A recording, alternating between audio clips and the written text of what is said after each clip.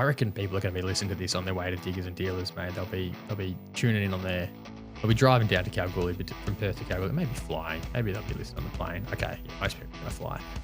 And you know what? This flight, they get to listen to the wonderful insights of a fella that we've wanted to speak to for a hell of a long time, Rob Cohen, who runs the Gold Fund 1832 Scotiabank. Been in funds manager for a hell of a long time. I think he's actually a metallurgist by background. The amount of times we have seen them pop up as substantial shareholders across, you mentioned the gold fund there, but it's for those reasons and the outcomes, the returns they've had. We've wanted to have Rob on for so long, learn about the process, and you're lucky enough to sit down with him and have that chat. So super excited to share this conversation with Rob Cohen coming all the way over from Canada. Oh, I look forward to it. You know who else I'm looking forward to speaking with very shortly, mate? My good friend Derek Hurd. The name change is official. It's now Sandvik Ground Support from the late great DSI Underground. We will never forget, but they are still just doing what they've always done, leading the way in ground support, leading the industry forward, the safest, the most responsive, the most innovative group in ground support. Innovative, the word you need to know across Australia and globally. They're the only name you really need to know in the space. So get on the app or give Derek Hurd a call and get your order in for the latest and greatest ground support. Well, have you ever tried to go underground without ground support? I wouldn't dare. Well, no, that's why. The $1 billion man is all you need to get in touch with. Go Derek Hurd. Oh, Sandvik. Rob Cohen, welcome to Money of Mine. Great to be here.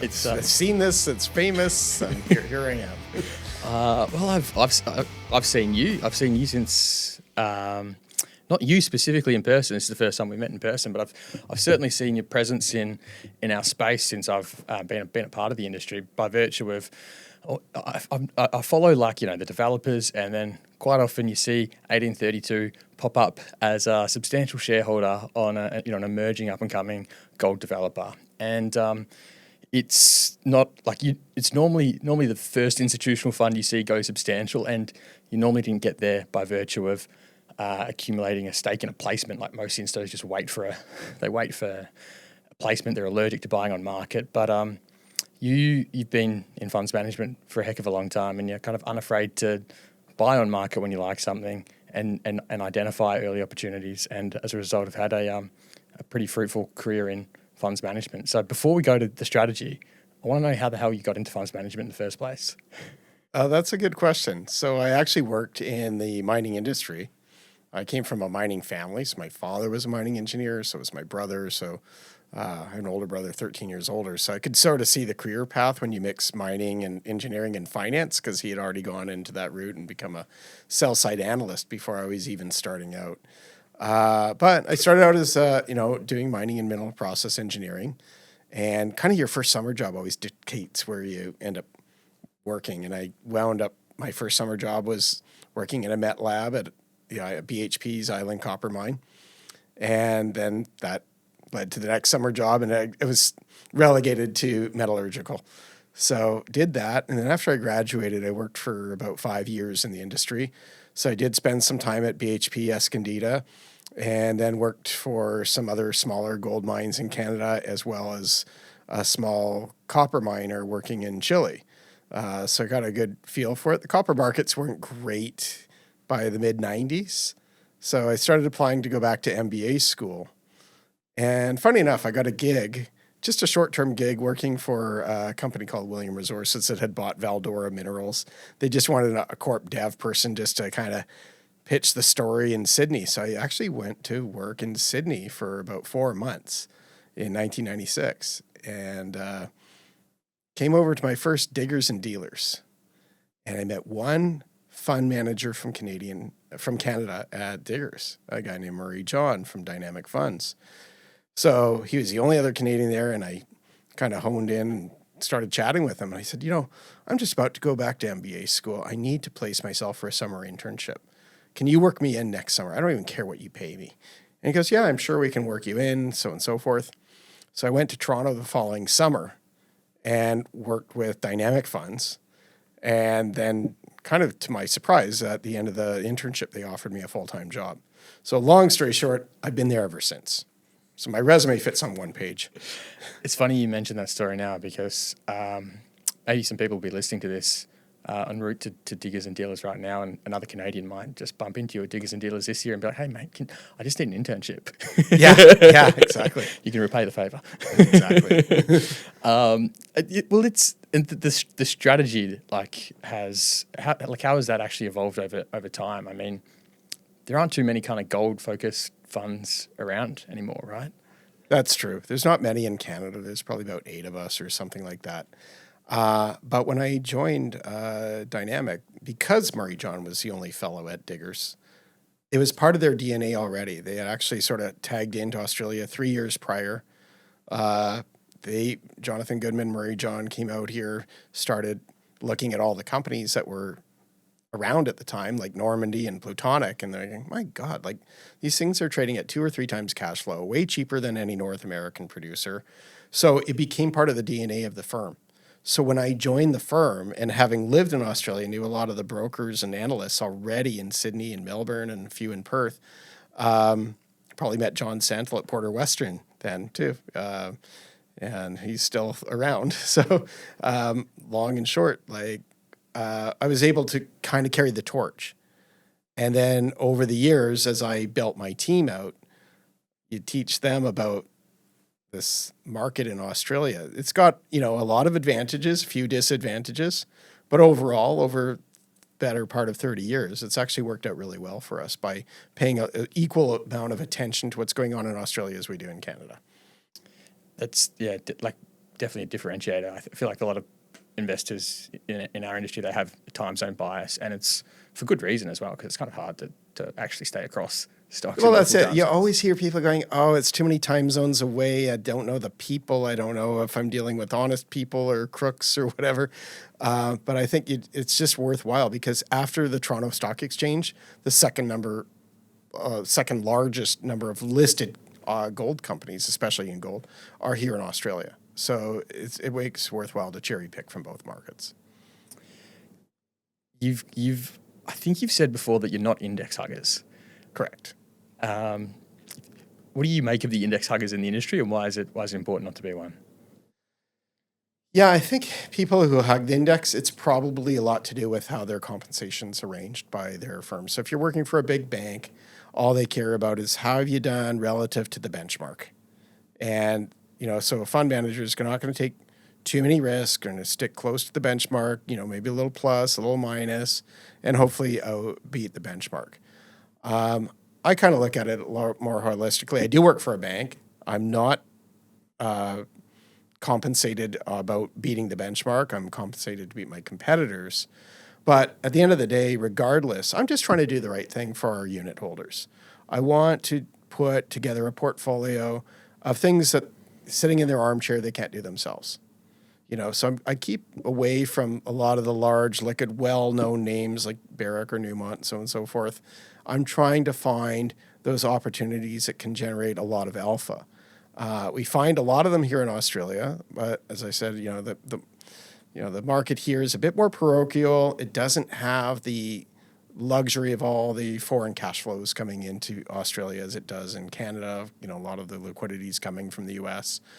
But there's still, it leaves so many opportunities open, because I think Western Australia especially is so mineral rich. It's not combed over, for example, like Nevada is, or a lot of the gold camps in Canada. So there's still lots of opportunities for new companies to emerge, like the Ora Bandas of the world and so on and so forth, that are taking some of the well-known gold fields, but really looking at them through a new lens. And so I think there's just like a lot of geological opportunity here. The market is the market, so sometimes, it causes a bit of pain. But I think if you're just wearing your geology hat, all steam ahead with investing in Australia. So tell me about that geology hat, because you're a metallurgical engineer, right?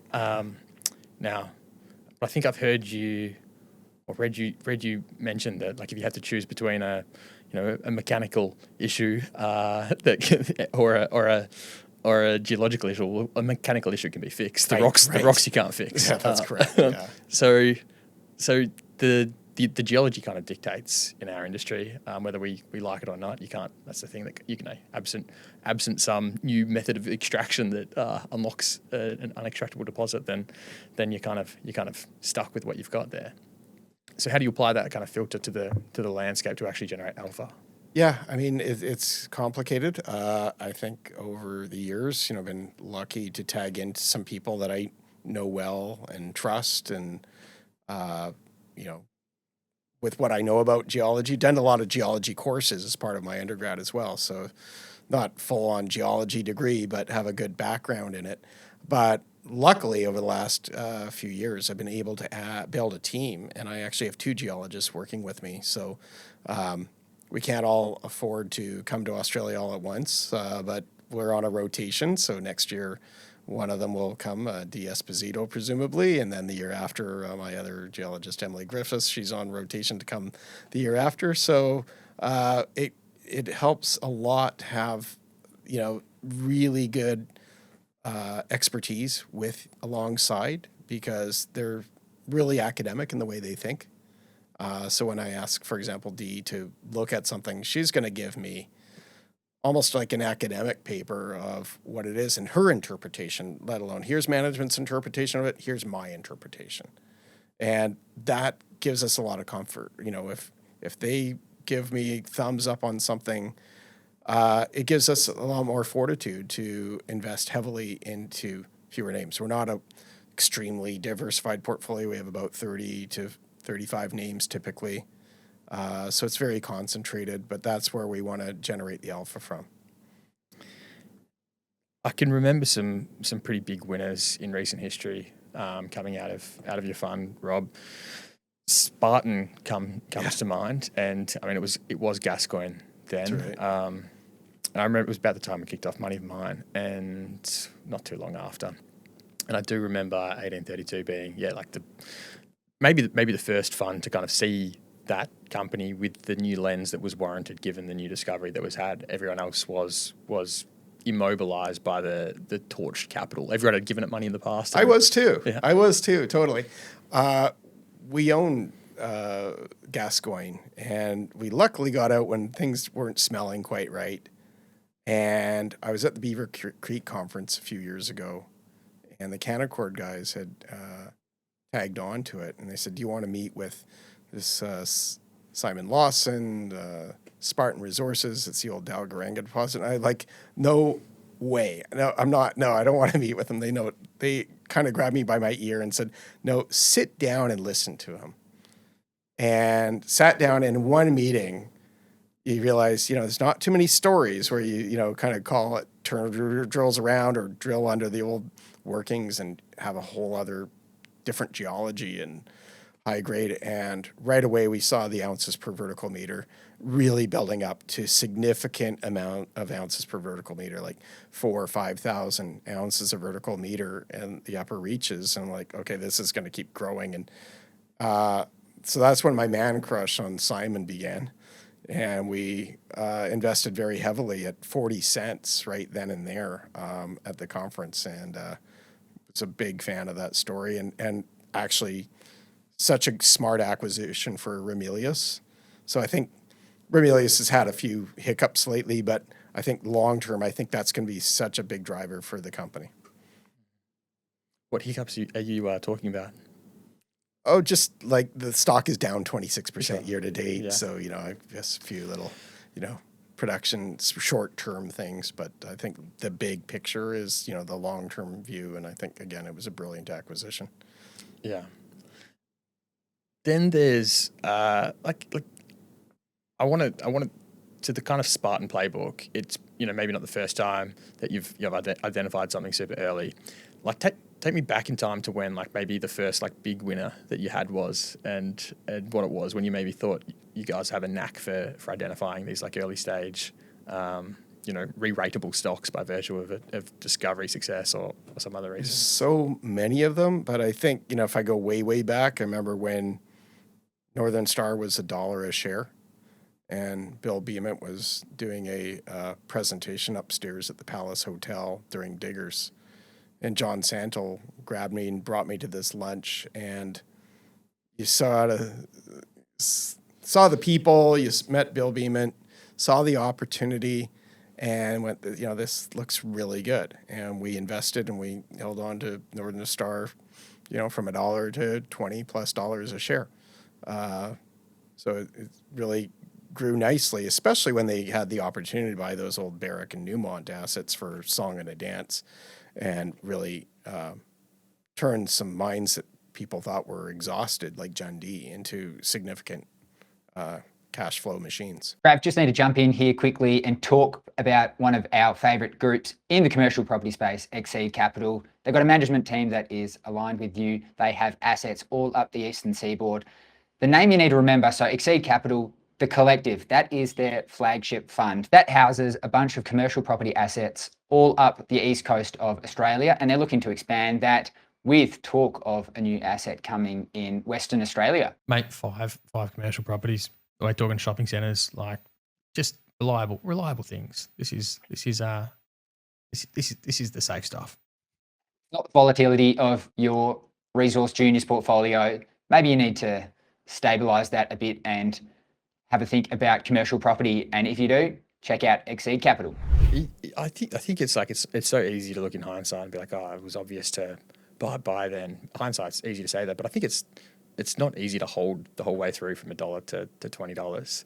I mean, and there's a lot of volatility along the way, periods where you're down enormous, like, on a relative basis, like 50-odd%, maybe close to that or more. But then, but you were never felt like you would be shaken out of the stock along the way. Find me a better idea. Yeah. Sometimes it's like lack of other ideas. Like back home, the equivalent of a Northern Star back home is Agnico Eagle, like a bigger one, just one of the best managed gold companies there. Although none of their projects were, I don't think, exceeded a 20% rate of return. But whenever they built a project, whether it's 15% or 8% rate of return, they always were on time, on budget, and did a fairly good job of consistent execution. And, I think I remember when Agnico Eagle was $15, $20 a share or something like that, and everyone said, oh, it's expensive, and when they get deep at LaRonde mine, it's going to be difficult, and seismic issues and so on and so forth. And a lot of people always avoided it. And sometimes the most expensive stocks are the best ones to own. They're expensive for a reason. Yeah. And, that's something that's been in the portfolio for probably 30 years. Yeah. Yeah, that's a funny point. I think that's something I've reflected on a bit. Like, there's stocks that I've looked at forever and thought, oh, it's too expensive, but for a reason. And sometimes those like quality management teams find a way to continue to do like acquisitive acquisitions, are disciplined about capital allocation. They can drive costs lower over time. They're long-term oriented, and that can compound a hell of a lot more than the short term when you get somewhere else. Like the appetite for Africa, West Africa, has it been a core part of your like portfolio allocation for the longest time? I know John Santle's always had a bit of a flavour for some African success, and he would always talk about Papillon. Yes. Do you have some experience with that stock? Yeah, well, we were, again, I think the largest institutional shareholder of Papillon, and it was great when B2 Gold acquired it. Obviously, it's been a significant driver for B2 Gold. I think B2 Gold probably wouldn't be as successful as it was without that acquisition. So we've done well with that name and a number of names in Ghana and Burkina Faso and Senegal over the years. I think more recently, I've tuned in and been probably more sensitive to the political risks. So Mali is kind of a no-fly zone right now. I think a couple of years ago, maybe 3 years ago now, I said Burkina Faso, thanks, but no thanks. Been there, but I think I better step aside. And I had the same kind of attitude with Ghana. And I think the only investment we have in West Africa right now is in Cote d'Ivoire with Taraco. And I just look at it from, where they are in the country. They're in that far southeast corner of the country, probably the safest part of the country to be in. But I think I've become probably more sensitive to political risk in the last couple of years, especially in the last year. So we've more or less left Mexico, for example, when you saw the riots going on, and a lot of places are pretty dangerous there. So we own some Alamos where Mexico is part of their portfolio, but we don't have any direct 100% holding companies with, just dedicated to Mexico, or those are out of the portfolio. Why is that sensitivity to geopolitical risk kind of like higher now than it has been historically? Is it just a reaction function to your own interpretation of the level of risk? Am I allowed to swear? Yeah, of course. The world's turning to shit right now. So I think that a lot of places that were safe in the past are becoming exponentially more dangerous. So I think you want to kind of hunker down and stay in the safest jurisdictions as possible. Is this when you say the world's turning to shit and you want to like stay in the safest like jurisdictions, is it a function of like a gold bull market? So the equation in these like riskier places is more like money grabbing from these like profitable operations, or is it just a general gold bug kind of thesis on heightened conflict, etc.? Yeah, it would be more to do with conflicts, whether it's organized militia groups that, for example, what's happening in Mali. You have the cartels in Mexico. You have gold mines or silver mines being literally hijacked for their production. Just rather not be there. There's so many opportunities in safe jurisdictions. So we've kind of put a bit of more focus on what's going on in the Guyana Shield. Safe jurisdictions, Guyana. Well, comparatively, maybe not my favorite place to go on vacation to Georgetown or anything like that. But I guess as a general rule of thumb, would you take your family there on vacation? And if the answer is no, then it better be really good geology or something like that. I probably wouldn't be going to Georgetown because it's just not developed. It's all jungle and not much to do there other than look for a great gold deposit. Same with Suriname. And so founders, speaking of Guyana, founders, I understand you participated in a big round of placement at 40 cents. Yeah. Yeah, which was an 11 bagger in about a year. It was actually a bit of a fluke how we stumbled upon it.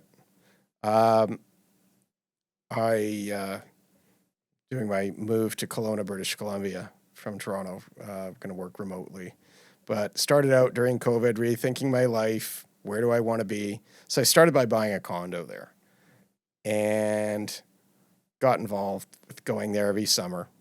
And at the hotel next door to the condo, there's a conference that goes on called Capital Emerging Markets, CEM. And they bring in some mining companies, but a little of everything. And I know the organizer and his fiance. I went to high school with her. So, of course, I got invited to the cocktail party. And so I had just driven into Kelowna, took a shower, went to the cocktail party, and hap chance met the geologist, Pascal Vogel. I think he was like 26 years old at the time. And he just got out of the bush, and we're standing at the cocktail party, and he starts rattling off double-digit widths and double-digit grades. And I'm like, you found what? So I said, we need to do a follow-up call. The stock was 17 cents a share. I should have done the follow-up call from Kelowna, but I got back to Toronto, and, a couple weeks later, did the follow-up call with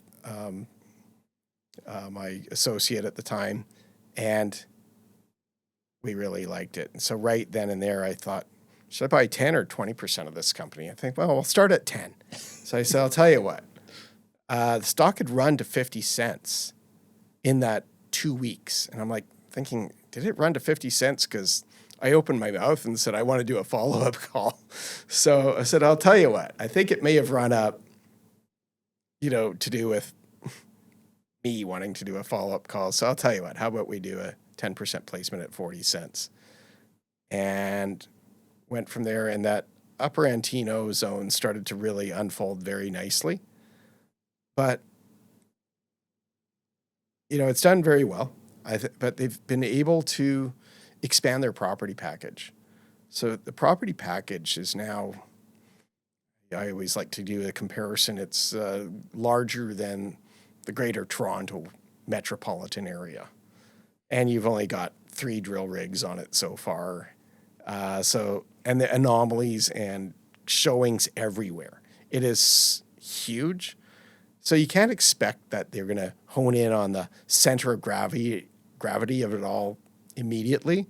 But I think over time, it's going to work out. It's just you got to be just super patient with it. So even though it's done something like a 10 bagger since we invested a 12 bagger, I think there's a long runway for it to go, but you have to be super patient. It just might be a little random of when they really hone in on, center of gravity. So far, one center of gravity is the upper Antino, but a lot of great showings around, and they're still expanding the property package, so it looks really good. Yeah, I think there's going to be a lot of. There already has been like so many deals in this emerging gold province, but Yeah, and B2 Gold came in there. They keep following you. Yeah, they do. And then Goldfields came in. So Goldfields doesn't go around cutting big checks on just anything. I think they did a lot of due diligence, and we've had really good, diligent team there. And then you've got the dynamic between G-Min, G2. Endeavour was the underbidder of G2, but then they took the stake in Altair as well. Like there's a lot of appetite for. Well, Altair looks super interesting because they're going to be they got a 70-30 JV going there, the Alfonso family, which Reunion couldn't get any business going with them. G Mining came in and bought Reunion. Then they've gone to the north and bought G2 Goldfields. But to the south, but if you take the attributable market cap inside of G Mining of everything from Oko West north, what's it work out to, 10 or $12 billion of asset value. Now you got the Oko South, you've got huge geochem anomalies that are arguably bigger than the anomalies where Reunion drilled Oko West. So we have some really big anomalies. You have a attributable market cap of Altair of, is it 200 or so million Aussie, undrilled. So as a betting person, rolling the dice a bit, we've come in as a big shareholder, not necessarily a slam dunk, but I think there's a lot of layup for potentially a huge discovery, because I think the risk reward is certainly on the upside there. Speaking of a big tenement package, I mean, what Altair has is substantial. Yes. Tell me about Larvotto. Oh, that's a good story. I don't think Lovato ran in a super big way, but I don't think it was a conventional stock. It wasn't one that there was broad consensus of that this is an institutional stock. It was a retail stock, but you made money as in a very institutional way, looking at it with a certain lens. So tell me about this. I think it was in March of 2024.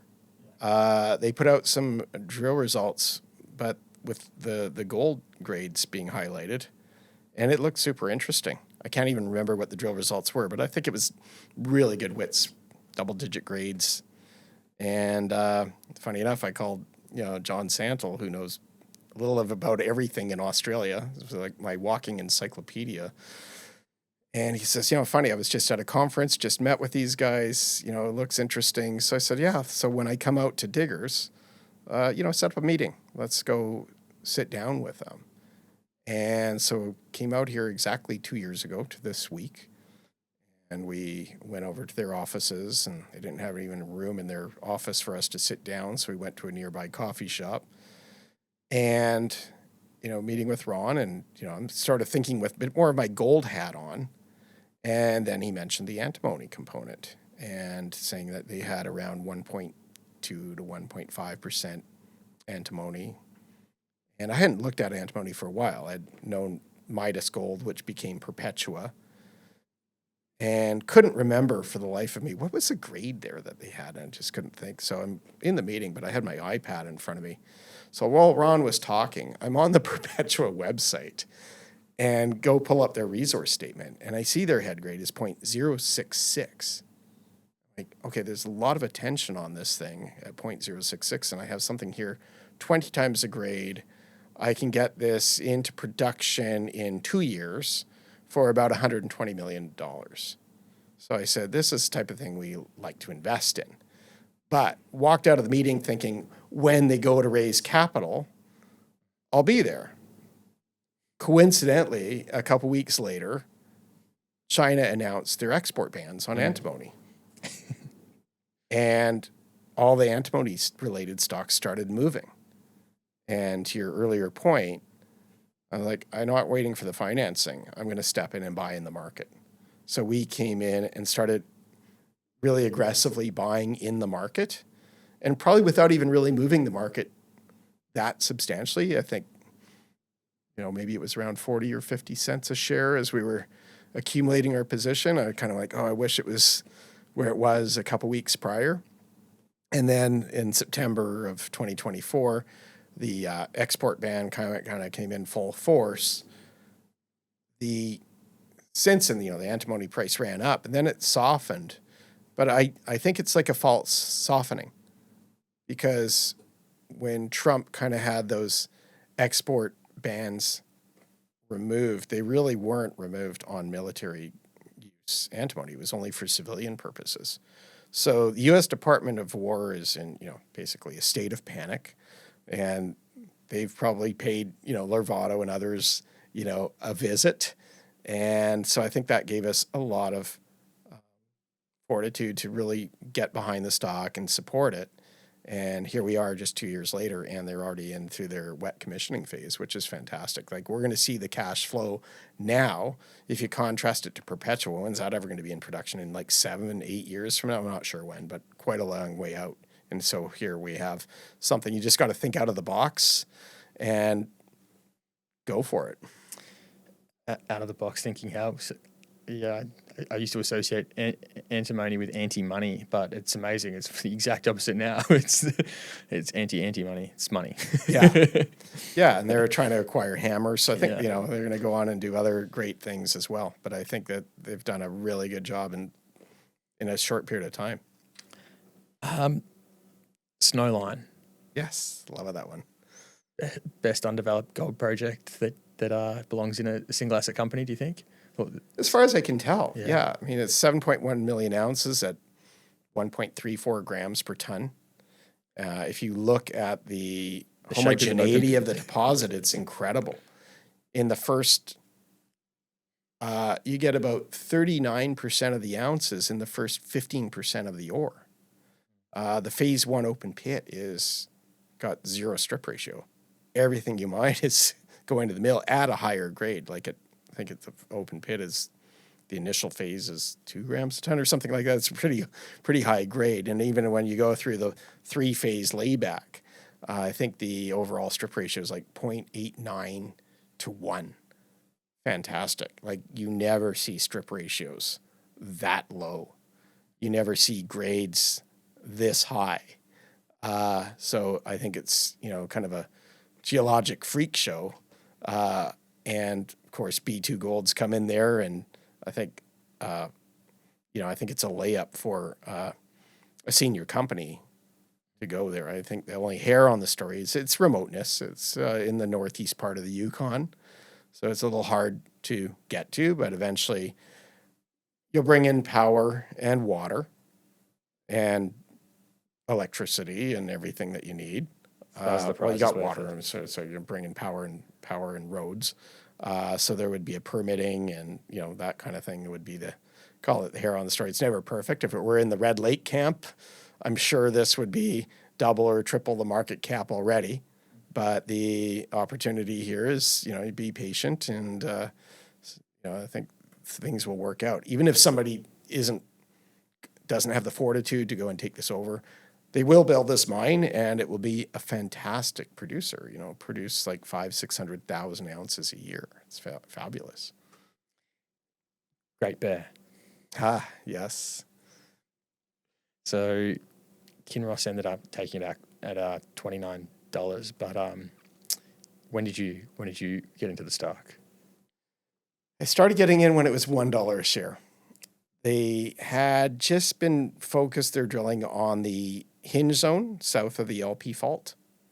And the hinge zone was, a nice little tight, high grade zone, and started unfolding really nicely. Met Chris Taylor, really liked this guy. I think not only is he a smart geologist, he's also got the gift of storytelling, let's call it. So he can, gauge his audience and say, okay, here's what I have, here's what I think, and really clearly lay out where they're going to drill and why. A lot of companies don't do that.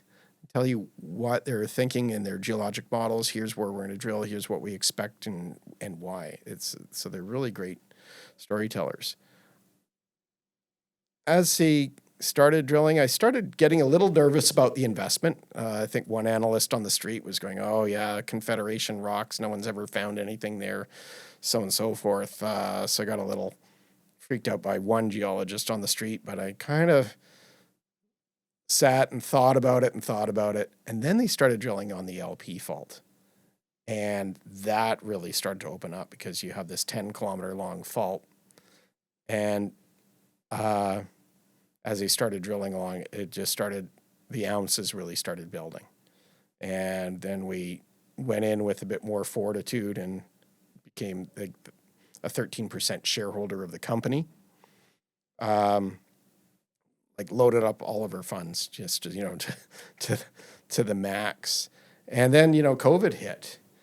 And during those dark days of COVID, you're sitting at home and, nothing to look forward to. But we always really appreciated our calls with Chris Taylor for those updates. And, I felt like a kid wanting to hear the same bedtime story over and over again.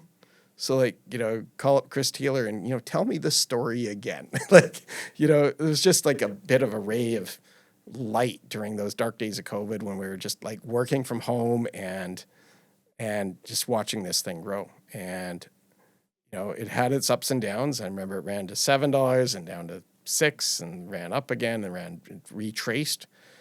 But eventually he got both Kinross and rumored Barrick was the other interested party. I think Barrick was saying, well, we're tapping out at $1.6 billion. We're not paying a penny more. And you're missing out on such a huge opportunity.